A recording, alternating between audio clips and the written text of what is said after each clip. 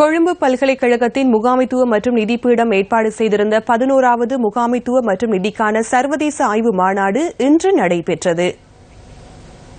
முகாமைத்துவம் தொடர்பிலான தலைப்பில் கல்வியியல் வெளியீடுகள் குறித்து தற்போது வியாபித்து பேசப்படும் விடயங்கள் தொடர்பில் இம்முறை மாநாட்டில் ஆராயப்படுகிறது.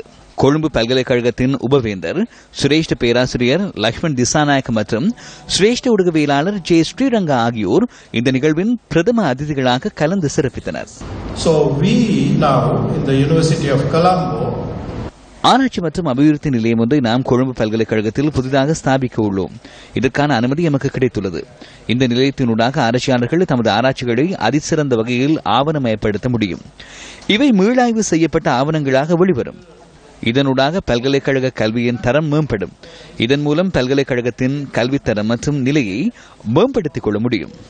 ஆஸ்திரேலியாவின் கிரிஃபித் பல்கலைக்கழகத்தின் பேராசிரியர் சார்ல்ஸ் அகோடியா இந்த மாநாட்டில் உரையாற்றினார்.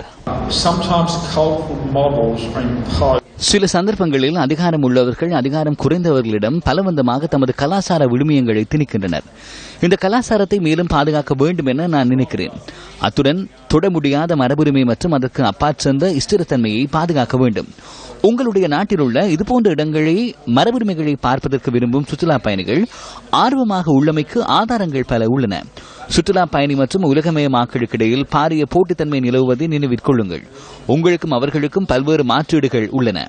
தொட முடியாத மரபுரிமை உங்களுக்கு இந்த போட்டியில் மக்களை ஈர்த்துக் கொள்வதற்கு உதவும் என நான் நினைக்கிறேன். பல்வேறு துறை சார்ந்த நிபுணர்களும் இந்த மாநாட்டில் கலந்து கொண்டிருந்தனர்.